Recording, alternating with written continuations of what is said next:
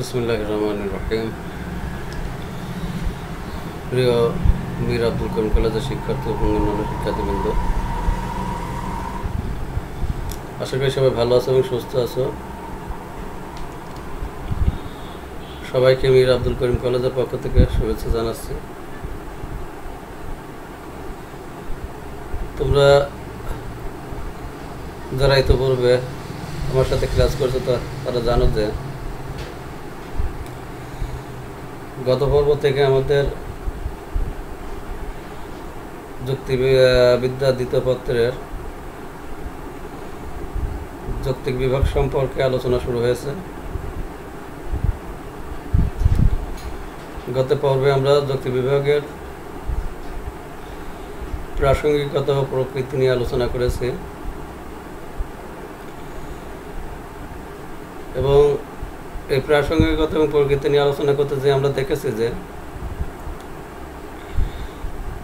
আমরা যদি কোনো পদকে জানতনভাবে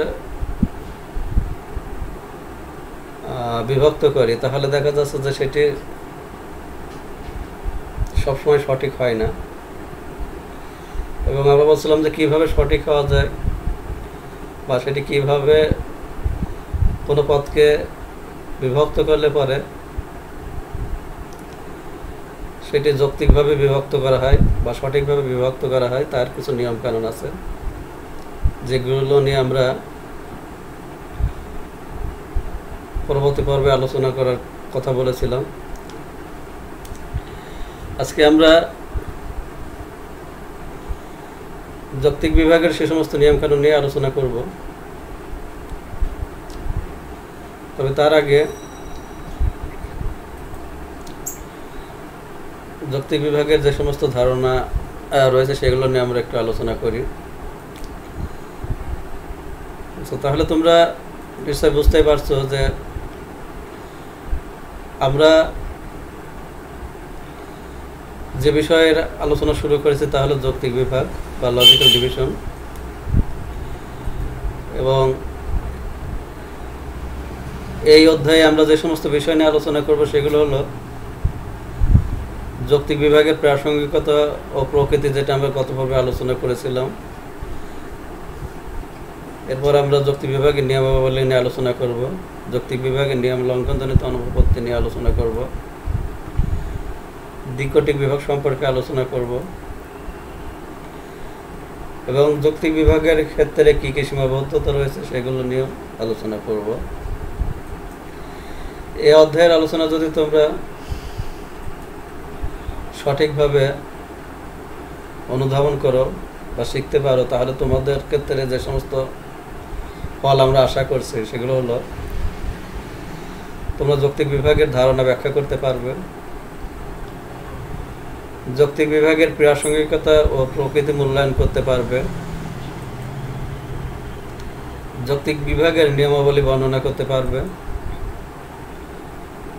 যৌক্তিক বিভাগের নিয়ম লঙ্ঘনজনিত অনুপপত্তি সমূহ মূল্যায়ন করতে পারবে,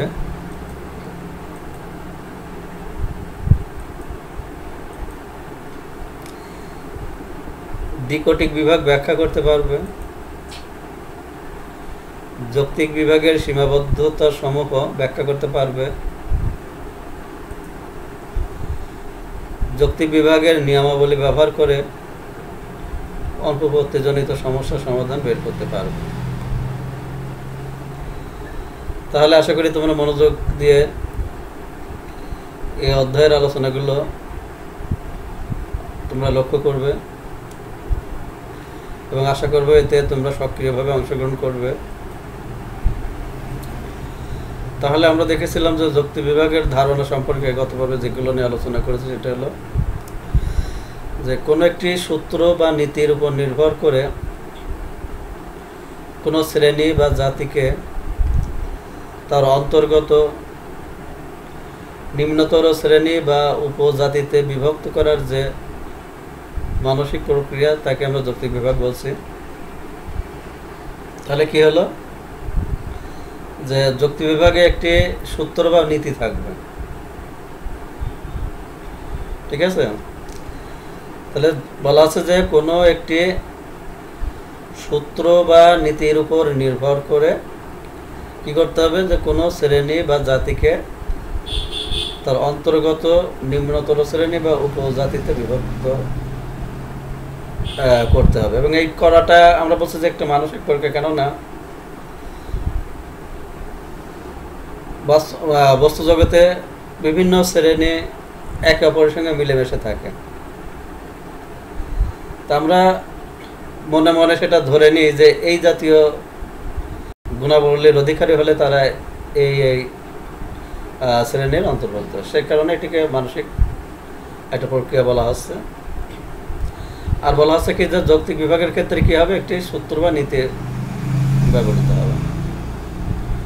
সেই সূত্র বা নীতিটা কি?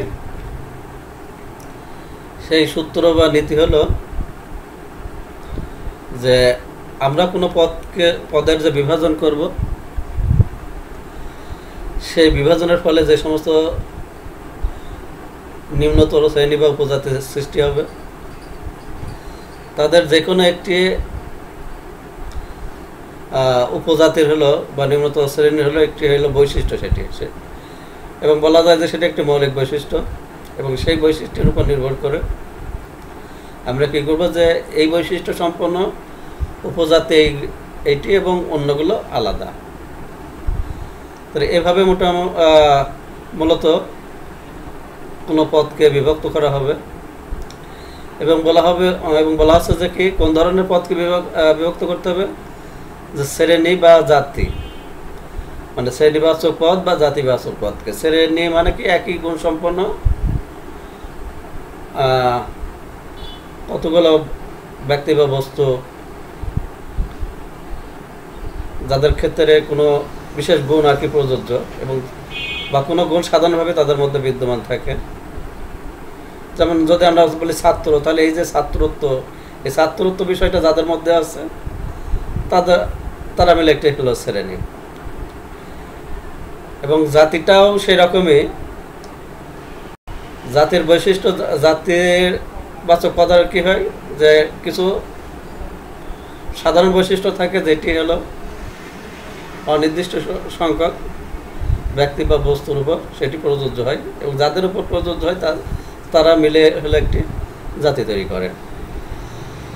এজন্য অনেক ক্ষেত্রে শ্রেণী এবং জাতিকে পাশাপাশি ব্যবহার করা হয়। শ্রেণী কোনো সময় নির্দিষ্ট বোঝাতে পারে, অনির্দিষ্টভাবে বোঝাতে পারে। যেমন আরও যদি বলে ঢাকা বিশ্ববিদ্যালয় গ্রন্থাগার, তাহলে এটা কিন্তু নির্দিষ্ট, কিন্তু এটা হলো একটি কি বোঝাচ্ছে, বিভিন্ন গ্রন্থের আর কি সমষ্টি, যেখানে অনেকগুলো গ্রন্থ থাকে, সেই ধরনের একটা শ্রেণীকে বোঝাচ্ছে।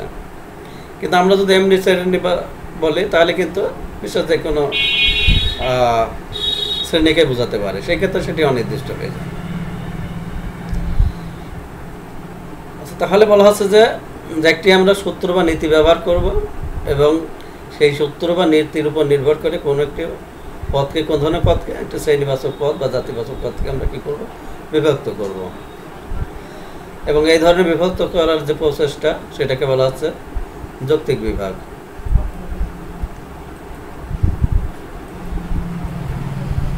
যৌক্তিক বিভাগ সম্পর্কে কোহেন ও নাগেল বলেন, ব্যক্তর্থের বা বিস্তৃতির দিক থেকে যৌক্তিক বিভাগ প্রক্রিয়ায় একটি শ্রেণীকে তার উপশ্রেণী সমূহে বিভক্ত করা হয়। কি করা হয়, যে ব্যক্তর্থের বা বিস্তৃতির দিক থেকে যৌক্তিক বিভাগ প্রক্রিয়ায়, অর্থাৎ আমরা যে যৌক্তিক বিভাগ করছি, এটা কার বিভাজন করছে, এটি হলো কোনো পদের ব্যক্ত অর্থের বিভাজন করছে, কোনো একটা পদের ব্যক্ত অর্থের বিভাজন করছে। আমরা জানি যে পদের ব্যক্ত অর্থ বলতে যে কোনো একটি নির্দিষ্ট গুণ সম্পন্ন, মানে কোনো পদ একই অর্থে যে সমস্ত ব্যক্তি বা বস্তুকে বোঝায়, তাদের মোট পরিমাণকে ওই পদের হলো ব্যক্ত অর্থ বলা হয়। তাহলে বলা হচ্ছে যে ব্যক্ত অর্থের বা বিস্তৃতির দিক থেকে যৌক্তিক বিভাগ প্রক্রিয়ায় একটি শ্রেণীকে তার উপশ্রেণী সমূহে বিভক্ত করা হয়। অর্থাৎ কোনো পদের ব্যক্তি অর্থের বিভাজন করা হয় এবং সেই বিভাজনটাও আবার কি হয় একটি উপশ্রেণী বিভিন্ন উপশ্রেণীর সৃষ্টি হয় সেই বিভাজনের ফলে, মানে বিশেষ কোনো ব্যক্তি বা বস্তু না। এই যে আমরা একটি শ্রেণীবাচক পদকে বিভক্ত করছি এবং বিভক্তর ফলে যেটি উৎপন্ন হচ্ছে সেগুলো কিন্তু এক একটা বিশেষ বিশেষ শ্রেণী, যেটিকে মূল শ্রেণীর তুলনায় উপশ্রেণী বলা হচ্ছে। আচ্ছা,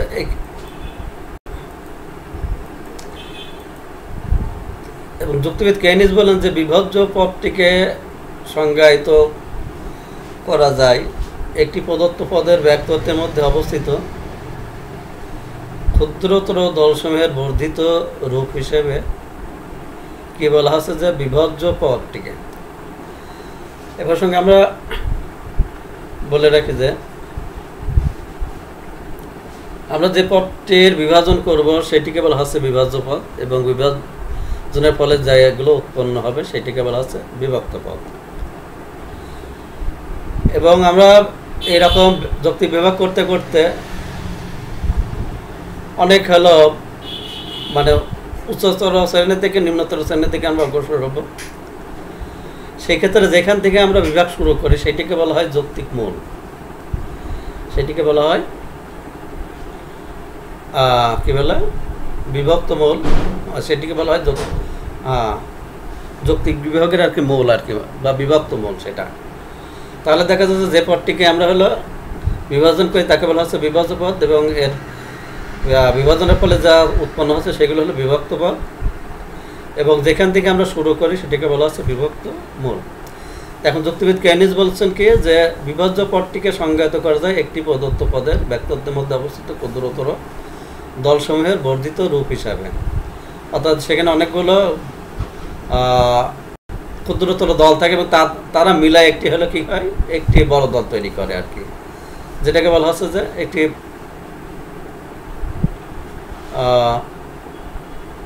দলসমূহের বলা হচ্ছে সেটা হলো একটি বর্ধিত রূপ আর কি, সেটা একটি বর্ধিত রূপ। আচ্ছা, এছাড়া একে সংজ্ঞায়িত করা যায় একটি জাতিকে তার অন্তর্গত উপজাতি সমূহে পৃথককরণ হিসেবে। তাছাড়াও এটাকে কি করা যায় বলা হচ্ছে যে এটিকে সংজ্ঞায়িত করা যায় একটি জাতিকে তার অন্তর্গত উপজাতি সমূহে পৃথককরণ হিসেবে, অর্থাৎ একটা জাতির অন্তর্গত বিভিন্ন উপজাতি থাকে তাদেরকে আমরা কি করি যৌক্তিক বিভাগের মাধ্যমে পৃথক করি।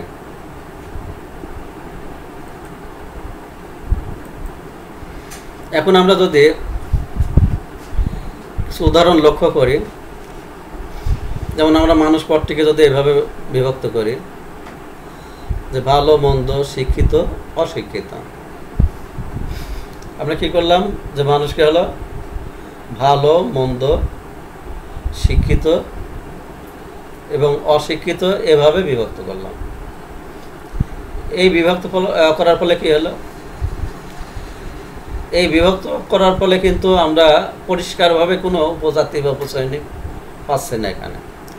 কারণ কি, যে ভালো সে কিন্তু শিক্ষিত হতে পারে অশিক্ষিত হতে পারে, আবার যে মন্দ সেও কিন্তু শিক্ষিত হতে পারে কিংবা অশিক্ষিত হতে পারে। তাহলে দেখা যাচ্ছে আমরা কোনো পদকে বিভাজনের ফলে যে সেই পদের অন্তর্গত উপজাতি সম্পর্কে বা তার নিম্নতর শ্রেণী সম্পর্কে যে অভিজ্ঞতা অর্জনের চেষ্টা করছে বা জ্ঞান অর্জনের চেষ্টা করছে সেই জ্ঞানটি কিন্তু আমাদের এই ক্ষেত্রে পাওয়া যাচ্ছে না। কেন দেখা যাচ্ছে যে একটার সঙ্গে আর একটা মিলেমিশে থাকছে, তার পরিষ্কারভাবে কোনো উপজাতি সম্পর্কে আমাদের কিন্তু ধারণা এই ক্ষেত্রে তৈরি হচ্ছে না যদি আমরা পদকে এইভাবে বিভক্ত করি। আমরা অন্য একটি উদাহরণ খেয়াল করি, আমরা যদি মানুষের বিভিন্ন ধরনের গুণ রয়েছে, তার মধ্যে সততা একটি গুণ, এই সততা গুণের উপর নির্ভর করে যদি আমরা মানুষ পদটিকে বিভক্ত করি তাহলে কি হয়, তাহলে দেখা যাচ্ছে যে আমরা বলতে পারি সৎ মানুষ এবং অসৎ মানুষ। এবং এক্ষেত্রে কিন্তু আমরা পরিষ্কারভাবে বুঝতে পারছি যে সৎ মানুষ কারা এবং অসৎ মানুষ কারা। কেন, যাদের মধ্যে সততা রয়েছে তাদেরকে আমরা সৎ হিসাবে জানি বা সৎ মনে করতে পারি, এবং যাদের মধ্যে সততা এই গুণটি নেই তাদেরকে কিন্তু আমরা অসৎ মানুষ হিসেবে বিবেচনা করি। তাহলে দেখা যাচ্ছে যে সৎ মানুষ সম্পর্কে আমাদের ধারণা তৈরি হচ্ছে, আবার অসৎ মানুষ কারা সে সম্পর্কেও কিন্তু আমাদের ধারণা তৈরি হচ্ছে বা আমরা জ্ঞান অর্জন করতে পারছি। তাহলে এই উদাহরণটিতে আমরা দেখলাম যে মানুষ পথকে ভালো মন্দ, শিক্ষিত অশিক্ষিত এইভাবে বিভক্ত করা হয়েছে, কিন্তু এই বিভক্তের ফলে দেখা যাচ্ছে যে পরিষ্কারভাবে কিন্তু আমরা কোনো উপজাতি সম্পর্কে ধারণা পেলাম না।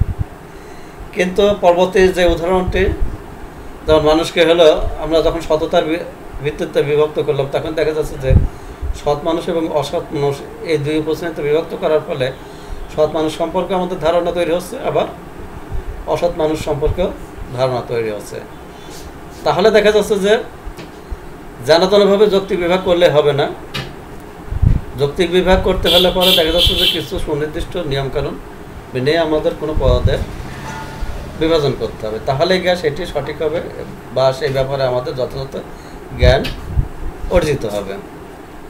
যে কারণে দেখা যাচ্ছে যে যুক্তিবিদরা কোনো পদের বিভাজনের ক্ষেত্রে কতগুলো নিয়ম আবিষ্কার করেছেন, সেই নিয়মগুলো নিয়ে এখন আমরা আলোচনা করব।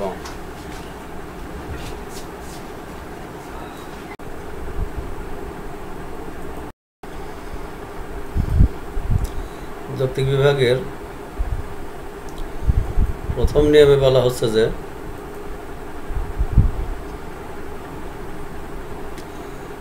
যৌক্তিক বিভাগে একটি জাতিবাচক পদকে বিভক্ত করা হয় কোনো বিশেষ ব্যক্তি বা বস্তুকে নয়। কি বলা হলো যে যৌক্তিক বিভাগে একটি জাতিবাচক পদকে বিভক্ত করা হয় কোনো বিশেষ ব্যক্তি বা বস্তুকে নয়। যেমন আমরা যদি বলি মানুষ, পশু, পাখি, টেবিল ইত্যাদি, এগুলো কোন ধরনের পদ? এগুলো হলো জাতিবাচক পদ। কেননা আমরা জানি যে জাতিবাচক পদ হলো সেইগুলো যেসব পদে হলো কোনো সাধারণ গুণ রয়েছে এবং এই সাধারণ গুণ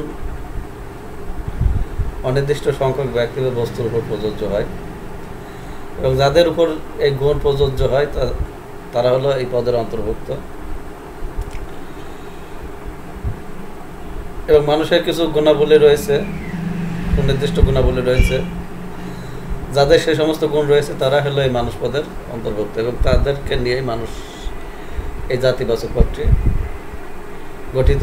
ঠিক একইভাবে পশু, পাখি, টেবিল ইত্যাদি এগুলো হলো এক একটি জাতিবাচক পদ। বলা হচ্ছে যে যৌক্তিক বিভাগে একটি জাতিবাচক পদকে বিভক্ত করা হয় কোনো বিশেষ ব্যক্তি বা বস্তুকে নয়। তো তাহলে এগুলো যেহেতু জাতিবাচক পদ, এগুলো ছাড়া আরও অন্যান্য বিভিন্ন ধরনের জাতিবাচক পদ রয়েছে। মোট কথা হলো কোনো পদের যৌক্তিক বিভাগ করতে হলে সেটি কী হতে হবে? সেইটিকে জাতিবাচক পদ হতে হবে। তাহলে দেখা যাচ্ছে যে এই পদগুলোর আমরা কি করতে পারি? এই পদগুলোর আমরা হলো যৌক্তিক বিভাগ করতে পারি। কিন্তু বলা হচ্ছে যে কি, যে কোনো বিশেষ ব্যক্তি বা বস্তুকে নয়। কি বলা হচ্ছে? যে কোনো বিশেষ ব্যক্তি বা বস্তুকে নয়। যেমন আমরা যদি বলি মানুষটি বা পশুটি বা পাখিটি বা টেবিলটি ইত্যাদি, এগুলো হলো বিশেষ ব্যক্তি বা বস্তুকে বোঝাচ্ছে। আমরা যখন বলি যে মানুষটি, তখন মানে কোনো নির্দিষ্ট একটি মানুষ, হ্যাঁ, বা রফিক বা নীল কলমটি, লাল কলমটি, এই জাতীয় কথাগুলো, এই জাতীয় শব্দ দ্বারা আমরা কি বুঝি? কোনো বিশেষ ব্যক্তি বা বস্তুকে বুঝি। তাহলে বলা হচ্ছে যে এই যে বিশেষ ব্যক্তি বা বস্তুকে বোঝাচ্ছে, এই ধরনের পদের কি করা যাবে না? এই ধরনের পদের কোনো যৌক্তিক বিভাগ করা যাবে না। ঠিক আছে? তাহলে যৌক্তিক বিভাগ কার করা যাবে? বলা হচ্ছে যে যৌক্তিক বিভাগে একটি জাতিবাচক পদকে বিভক্ত করা হয় কোনো বিশেষ ব্যক্তি বা বস্তুকে নয়। এবং আমরা জানি যে জাতিবাচক পদ হলো মানুষ, পশু, টেবিল, চেয়ার, নদী, পাখি, এই জাতীয় শব্দগুলো হলো বা এই জাতীয় পদগুলো হলো জাতিবাচক পদ। এবং এই ধরনের পদের কী করা যাবে? এই ধরনের পদের হলো যৌক্তিক বিভাগ করা যাবে। কিন্তু কাদের করা যাবে না? যেমন মানুষটি, পশুটি, পাখিটি, টেবিলটি, কলমটি, চেয়ারটি, বা নীল পাখিটি, লাল পাখিটি, বা একটি কলম, এই জাতীয় হলো কী করা যাবে না? এই জাতীয় কোনো বিশেষ ব্যক্তি বা বস্তুর কী করা যাবে না? যৌক্তিক বিভাগ করা যাবে না। এখন যদি এই ধরনের করা হয়, তাই না, নিয়মে বলা হচ্ছে যে এদের যৌক্তিক বিভাগ করা যাবে না। কিন্তু যদি করা হয় তাহলে কি হবে? যদি করা হয় তাহলে অবশ্যই কি হবে? যৌক্তিক দোষ ঘটবে বা অনুপত্তি ঘটবে। যৌক্তিক দোষ বা অনুপত্তি ঘটবে যদি আমরা কোনো পদের বিভাগ করতে যাই এই নিয়মকে বা এই নিয়মের লঙ্ঘন করি।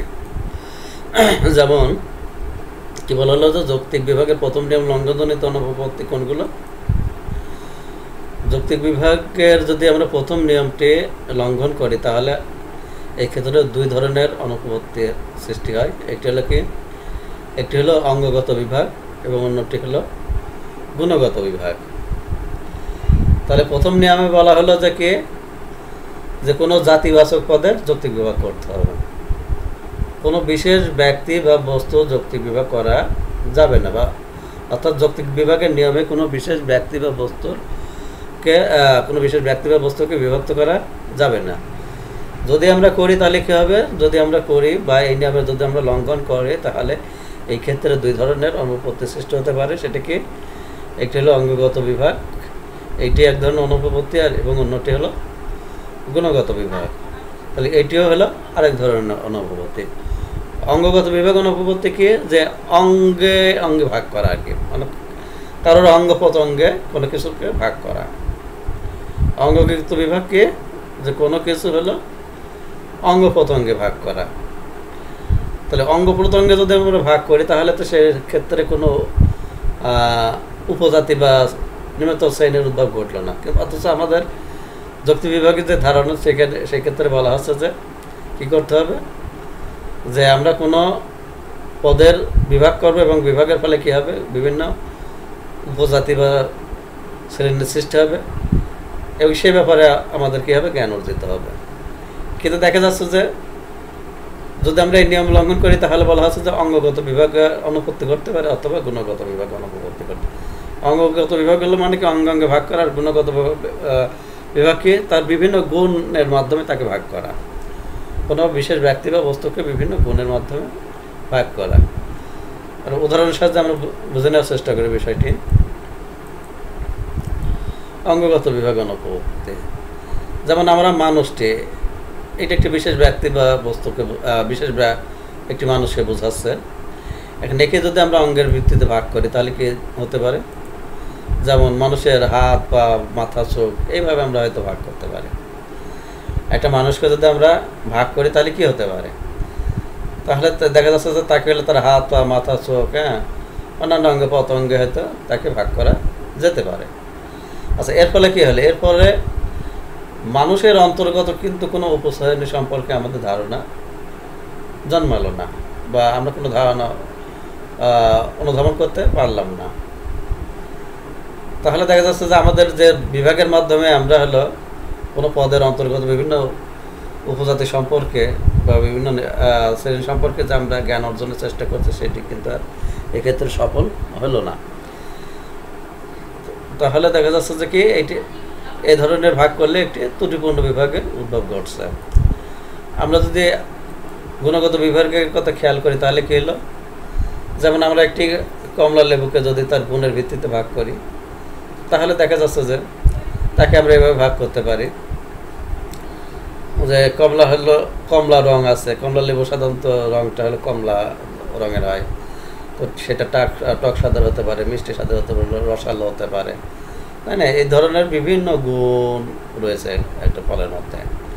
তো তাহলে আমরা যদি কোনো একটি বিশেষ কমলাকে ভাগ করি তাহলে দেখা যাচ্ছে যে এইভাবে হলে তার বিভিন্ন গুণের ভিত্তিতে তাকে ভাগ করা যায়।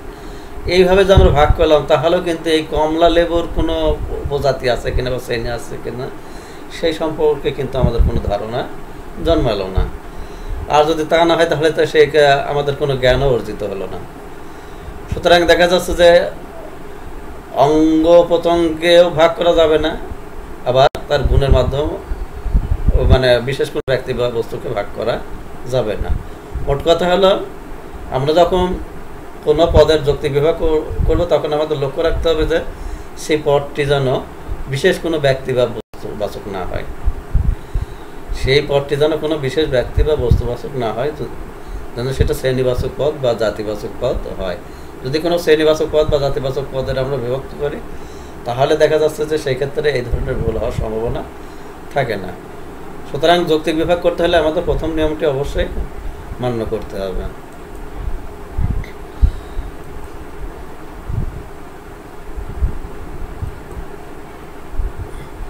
যৌক্তিক বিভাগে আর এক ধরনের বিভাগের মানে যৌক্তিক বিভাগের প্রথম নিয়ম লঙ্ঘন করলে পরে আরেক ধরনের বিভাগ অনুপপত্তি হতে পারে, সেটা হলো কি বিশিষ্ট বিভাগ অনুপপত্তি। যেমন আমরা হলো মানুষকে হলো রফিক, শফিক, শ্রীনিধর, স্বভাব এইভাবে হয়তো ভাগ করতে পারি। এগুলো এক একটা বিশেষ বিশেষ হলো মানুষ। তাহলে দেখা যাচ্ছে যে আমরা মানুষ এই পদটিকে আমরা কি করতে পারি, আমরা যদি ভাগ করি দেখা যাচ্ছে যে এরকম বিশেষ বিশেষ হয়তো মানুষ আমরা পেতে পারি, রফিক, শফিক, শ্রীনিধর, স্বভাব। আচ্ছা, এইভাবে যদি ভাগ করি তাহলেও দেখা যাচ্ছে যে আমাদের মানুষের অন্তর্গত বিভিন্ন উপজাতি সম্পর্কে বা তাদের বৈশিষ্ট্য সম্পর্কে আমাদের কিন্তু কোনো জ্ঞান অর্জিত হলো না। কেননা একটা রফিকের অনেক ধরনের বৈশিষ্ট্য থাকতে পারে, তাই সে অনেক ধরনের গুণের অধিকারী হতে পারে।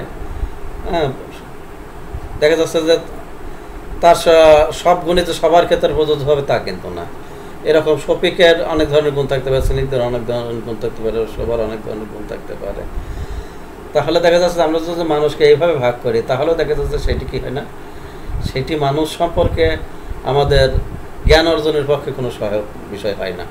কিন্তু এরকম বিশেষ বিশেষ ব্যক্তিকে জানতে যে আমাদের হলো লক্ষ লক্ষ কোটি কোটি মানুষকে জানতে হয়, এবং এর ফলে দেখা যাচ্ছে যে আমাদের জ্ঞান কিন্তু অপূর্ণই থেকে যায়।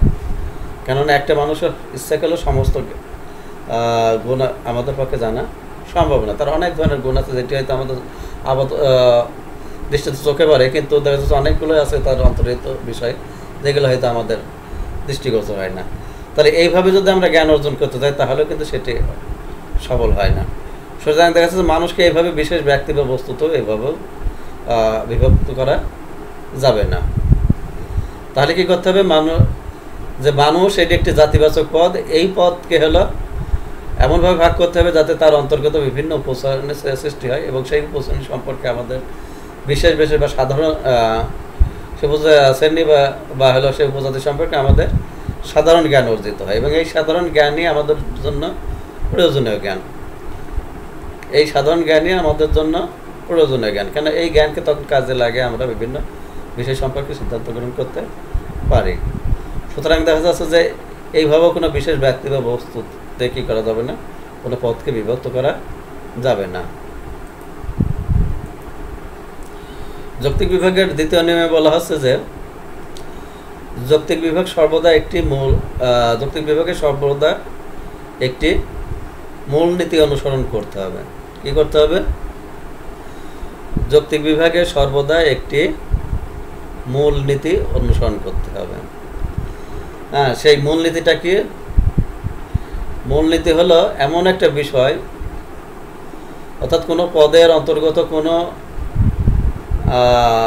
শ্রেণীর বা কোনো উপজাতির এমন একটি বৈশিষ্ট্য যা তাকে অন্যান্য উপজাতি থেকে পৃথক করে বা তাকে অন্যান্য উপজাতি থেকে আলাদাভাবে বুঝতে সাহায্য করে। তাহলে সেই ধরনের বৈশিষ্ট্যকে আমাদের এই ক্ষেত্রে মূলনীতি হিসেবে গ্রহণ করলে পরে আমরা সঠিকভাবে আমরা সেই উপজাতি সম্পর্কে ধারণা অর্জন করতে পারবো। তো বলা হচ্ছে যে যৌক্তিক বিভাগে সর্বদা একটি মূলনীতি গ্রহণ করতে হবে। এখন দেখা যাচ্ছে আমরা একটি জায়গায় অনেকগুলো মূলনীতি গ্রহণ করতে পারি, অনেকগুলো বৈশিষ্ট্যকে হয়তো একটা উপজাতির অনেক ধরনের বৈশিষ্ট্য থাকতে পারে, কিন্তু সবগুলো বৈশিষ্ট্যই একসঙ্গে গ্রহণ করা যাবে না। আমাদের কী করতে হবে? যে কোনো একটি বৈশিষ্ট্যকে অনুসরণ করতে হবে বা একটি বৈশিষ্ট্যকে আমাদের নীতি হিসাবে গ্রহণ করতে হবে। যেমন আমরা যদি মানুষকে সততার ভিত্তিতে বিভক্ত করি তাহলে কী হবে? মানুষ হলো একটি জাতিবাচক পদ, তাই না? মানুষ হলো কি? মানুষ হলো একটি জাতিবাচক পদ, এবং এই পদের অন্তর্গত বিভিন্ন উপশ্রেণী রয়েছে বা উপজাতি রয়েছে। এখন দেখা যাচ্ছে যে আমরা মানুষের হলো একটা বিশেষ গুণ আছে যে কি সততা, অর্থাৎ মানুষের একটা অংশের মধ্যে সততা বিরাজ করে আর অন্য অংশের মধ্যে বিরাজ করে না। তাহলে আমরা যদি মানুষকে এই সততার ভিত্তিতে বিভক্ত করি তাহলে কি হয়? তাহলে দেখা যাচ্ছে আমাদের দুইটি উপশ্রেণীর সৃষ্টি হতে পারে। একটি হলো কি সৎ মানুষ এবং অন্যটি হলো অসৎ মানুষ। তাহলে মানুষকে যদি আমরা সততার ভিত্তিতে বিভক্ত করি তাহলে কি হতে পারে? আমাদের হলো সৎ মানুষ এবং অসৎ মানুষ, এই দুই ধরনের উপজাতি সৃষ্টি হতে পারে। এখন দেখা যাচ্ছে যে এটি আমাদের কিন্তু জ্ঞান অর্জনের সহায়ক, এটি আমাদের জন্য সাধারণ জ্ঞান অর্জনের সহায়ক। কেননা যাদের মধ্যে সততা আছে তাদেরকে আমরা সৎ মানুষ ভাবতে পারি, এবং যাদের মধ্যে সততা নেই তাদেরকে আমরা অসৎ মানুষ হিসেবে চিহ্নিত করতে পারি। সুতরাং সৎ মানুষ সম্পর্কে আমাদের ধারণা অর্জিত হতে পারে এবং অসৎ মানুষ সম্পর্কে আমাদের ধারণা অর্জিত হতে পারে। তাহলে দেখা যাচ্ছে এটি আমাদের জ্ঞান অর্জনের সহায়ক, এবং সে কারণে যুক্তি বিভাগ বলা হচ্ছে যে সর্বদা একটি মূলনীতি অনুসরণ করতে হবে। তাহলে আমরা যদি কোনো পদের যুক্তি বিভাগ করতে চাই তাহলে দেখা যাচ্ছে সেই ক্ষেত্রে একটি মাত্র মূলনীতি বা একটি মাত্র বৈশিষ্ট্যকে মূলনীতি হিসাবে গ্রহণ করব। যেমন আমরা যদি মানুষকে আবার শিক্ষা এই মূলনীতির ভিত্তিতে বিভক্ত করি, মানুষ পদকে যদি আমরা শিক্ষায় এই মূলনীতির ভিত্তিতে বিভক্ত করি তাহলে কি হলো? তাহলে দেখা যাচ্ছে যে শিক্ষিত মানুষ এবং অশিক্ষিত মানুষ এই দুই ধরনের উপজাতি সৃষ্টি হচ্ছে। তাহলে শিক্ষিত মানুষ কারা এবং অশিক্ষিত মানুষ কারা এটা কিন্তু আমরা সহজেই বুঝতে পারি। অর্থাৎ যাদের মধ্যে শিক্ষা রয়েছে তাদেরকে আমরা শিক্ষিত মানুষ বলতে পারি, এবং যাদের মধ্যে শিক্ষার অভাব রয়েছে তাদেরকে আমরা কি বলতে পারি? অশিক্ষিত মানুষ বলতে পারি। এবং এই শিক্ষিত মানুষকে অশিক্ষিত মানুষ থেকে আলাদা চেনার ক্ষেত্রে কোনো সমস্যাই হয় না। শিক্ষিত মানুষ যারা তারা নিশ্চয়ই অশিক্ষিত না, আবার অশিক্ষিত যারা তারা নিশ্চয়ই শিক্ষিত না। সুতরাং এদেরকে আলাদাভাবে আমরা বুঝতে পারছি। এই শিক্ষিত মানুষকে আমরা আলাদাভাবে বুঝতে পারছি, আবার অশিক্ষিত মানুষকে আমরা আলাদাভাবে বুঝতে পারছি বা চিহ্নিত করতে পারছি। সুতরাং দেখা যাচ্ছে যে কোনো পদকে যদি আমরা একটা নীতির ভিত্তিতে বিভক্ত করি তাহলে এইভাবে যে সমস্ত উপজাতি বা উপশ্রেণী সৃষ্টি হয় তাদেরকে কিন্তু আমরা পরিষ্কারভাবে আলাদাভাবে বুঝতে পারি বা সেই সম্পর্কে আমরা জ্ঞান অর্জন করতে পারি। এখন যদি এই নিয়মের লঙ্ঘন করা হয় তাহলে কী হবে? এই নিয়মের লঙ্ঘন যদি আমরা করি তাহলে সেই ক্ষেত্রে হলো কি সংকর বিভাগ অনুপপত্তি সৃষ্টি হয়। তাহলে যৌক্তিক বিভাগের দ্বিতীয় নিয়ম লঙ্ঘনের কারণে কি হতে পারে? যৌক্তিক বিভাগের দ্বিতীয় নিয়ম লঙ্ঘনের কারণে আমাদের সংকর বিভাগ অনুপপত্তি, এই অনুপপত্তি বা এই যুক্তি দোষের উদ্ভব করতে পারে। এখন সংকর বিভাগ অনুপপত্তিটা কি? সংকর বিভাগ হলো, সংকর কথাটার অর্থ হলো মিশ্রণ, আর কি বিভিন্ন বিষয় হলো মিশ্রণ। তাহলে এইরকম একটা মিশানো একটা বিভাগ বা মিশ্রিত একটা বিভাগের সৃষ্টি হতে পারে যদি আমরা যুক্তি বিভাগের দ্বিতীয় নিয়ম লঙ্ঘন করি। যুক্তি বিভাগের দ্বিতীয় নিয়মে কি বলা হচ্ছে যে আমরা যখন যৌক্তিক বিভাগ করব তখন কি করতে হবে? একটি মাত্র মূলনীতি গ্রহণ করতে হবে। এখন যদি আমরা একটি মাত্র নীতির পরিবর্তে আমরা অনেকগুলো মূলনীতি গ্রহণ করি, মানে অনেকগুলো বিষয়কে মূলনীতি হিসাবে গ্রহণ করি, তাহলে দেখা যাচ্ছে যে সেই ক্ষেত্রে কী হতে পারে? সেই ক্ষেত্রে হলো সংকর বিভাগ নামক অনুপপত্তির সৃষ্টি হতে পারে। আমরা একটা উদাহরণের সাহায্যে বুঝি। যেমন আমরা যদি মানুষকে সততা ও শিক্ষা এই দুটো বিষয়কে মূলনীতি হিসেবে গ্রহণ করে মানুষ পদকে বিভক্ত করি, তাই না?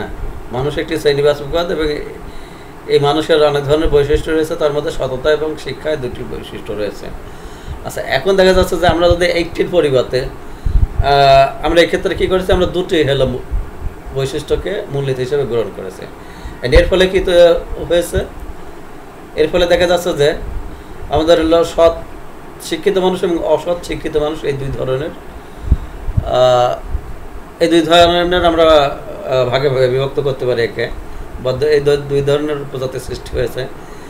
কিন্তু দেখা যাচ্ছে যে এইভাবে যদি কোনো উপজাতির সৃষ্টি হয় তাহলে কিন্তু সেই সম্পর্কে আমাদের পুরোপুরি ধারণা অর্জিত হয় না। কারণ কি? যেমন আমরা বলছি যে সৎ শিক্ষিত মানুষ এবং অসৎ শিক্ষিত মানুষ। এখন যে সৎ সে কি হতে পারে, সে শিক্ষিত হতে পারে আবার অশিক্ষিত হতে পারে। একজন সৎ মানুষ কিন্তু শিক্ষিত হতে পারে আবার অশিক্ষিত হতে পারে। আবার একজন শিক্ষিত মানুষ সে কিন্তু সৎ হতে পারে আবার অসৎ হতে পারে। সুতরাং দেখা যাচ্ছে যে এইভাবে যদি আমরা বলি যে সৎ শিক্ষিত মানুষ এবং অসৎ শিক্ষিত মানুষ, হ্যাঁ, যেহেতু এই শিক্ষিত মানুষ সৎ হতে পারে অসৎ হতে পারে, তাহলে আমি অসৎ শিক্ষিত মানুষ বললে কিন্তু আর সৎ শিক্ষিত মানুষ থাকলো না। বা এই যে শিক্ষিত এই কথাটি যোগ করেছে, এখন শিক্ষিত তো সৎ হতে পারে অসৎ হতে পারে। তাহলে দেখা যাচ্ছে যে শিক্ষিত এবং সৎ শিক্ষিত মানুষ যদি বলতো তাহলে আমরা বলতে পারতাম যে শিক্ষিত মানুষ এবং অশিক্ষিত মানুষ, কিংবা সৎ মানুষ যদি বলতে পারতাম তাহলে সৎ মানুষ এবং অসৎ মানুষ। দেখা যাচ্ছে যে সৎ সে কিন্তু অসৎ না, বা যে অসৎ সে কিন্তু সৎ না, তাহলে তাদেরকে আমরা পরিষ্কারভাবে বুঝতে পারতাম। কিন্তু যখন আমরা সৎ শিক্ষিত মানুষ বলছি তখন কিন্তু আসলে এটা কিন্তু পরিষ্কার হইল না। কেন সৎ শিক্ষিত বুঝতে যায়, এর মধ্যে শিক্ষিতর মধ্যে দুই ধরনের আছে, হ্যাঁ, মানে কেউ শিক্ষিত আছে অশিক্ষিত, মানে সতের মধ্যে দুই ধরনের আছে, কেউ শিক্ষিত আছে অশিক্ষিত আছে। তাহলে দেখছে এই দুইটি গুণ যদি আমরা একসঙ্গে ব্যবহার করি তাহলে পরিষ্কারভাবে কিন্তু এরা আলাদা কোনো উপজাতির সৃষ্টি করে না। বা সে এই ধরনের বিভাগের ফলে কি হয়, এই ধরনের বিভাগের একটির সঙ্গে আরেকটির গুণ মিলেমিশে থাকে, একটির সঙ্গে আরেকটির গুণ মিলেমিশে যায়, বা এদেরকে হলো পরিষ্কারভাবে আলাদা করা যায় না বা সম্পূর্ণরূপে আলাদা করা যায় না। যে কারণে দেখা যাচ্ছে কোনো উপজাতি সম্পর্কে আমাদের কিন্তু পরিষ্কার ধারণা জন্মে না। যার ফলে এটি একটি হলো এটা হলো যুক্তি দোষে দুষ্ট একটি হলো বিভাগ, যেটাকে আমরা বলছি সংকর বিভাগ, অনুপত্তি। এবং এই অনুপপত্তি কেন সৃষ্টি হলো, যেহেতু আমরা এই ক্ষেত্রে হলো একটির পরিবর্তে একাধিক হলো বৈশিষ্ট্যকে, একাধিক বিষয়কে হলো মূলনীতি হিসাবে গ্রহণ করেছি বা মূলসূত্র হিসাবে গ্রহণ করেছে, যে কারণে এই ক্ষেত্রে হলো সংকর বিভাগ নামক একটা অনুপপত্তির সৃষ্টি হয়েছে। তাহলে দেখা যাচ্ছে আমাদের এই ধরনের মানে যুক্তি বিভাগ করতে যায় একাধিক বিষয়কে মূলনীতি হিসেবে গ্রহণ করা যাবে না, ঠিক না? যদি আমরা করি তাহলে কি হবে, যদি আমরা এরকম একাধিক বিষয়কে মূলনীতি হিসেবে গ্রহণ করি তাহলে দেখা যাচ্ছে যে আমাদের একটি মানে যে বিভাগ তৈরি হয় সেগুলো হলো মিশ্র বিভাগ উৎপন্ন হয়ে যায়, যার ফলে এটা পরিষ্কারভাবে কোনো উপজাতির সৃষ্টি করে না, এটা পরিষ্কারভাবে আলাদা কোনো উপজাতি সৃষ্টি করে না। কিন্তু আমাদের বিভাগ কোনো পদকে বিভক্ত করার উদ্দেশ্যই হলো যে তাদেরকে আলাদা আলাদাভাবে বোঝা, তাদের সেই পদের অন্তর্গত বিভিন্ন যে উপশ্রেণী রয়েছে বা উপজাতি রয়েছে তাদেরকে তাদের গুণাবলীকে আলাদা আলাদাভাবে বোঝা বা সেই সম্পর্কে জ্ঞান অর্জন করা। দেখা যাচ্ছে যে যদি আমরা এইভাবে করি তাহলে সেই ক্ষেত্রে আমাদের সেই উদ্দেশ্য পূরণ হয় না, যে কারণে এটি হলো যেহেতু যুক্তি বিভাগের দ্বিতীয় নিয়ম এই ক্ষেত্রে লঙ্ঘিত হয়েছে, যার ফলে এই ক্ষেত্রে সংকর বিভাগ নামক অনুপপত্তির সৃষ্টি হয়েছে।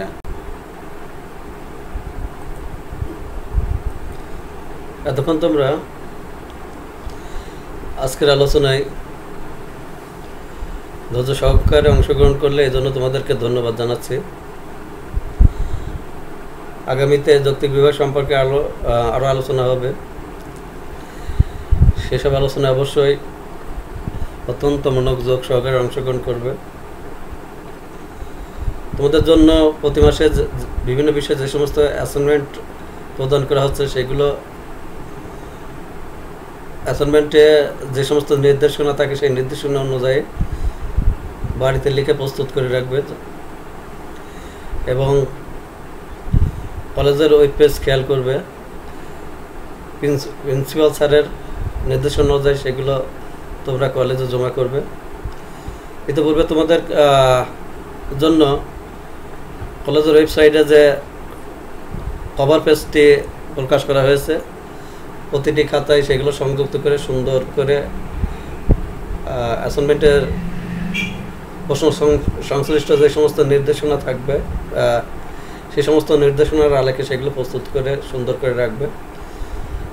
এবং যখনই স্যার সেগুলো জমা দেওয়ার নির্দেশ দেবে তখনই তোমরা সেগুলো কলেজে জমা করবে।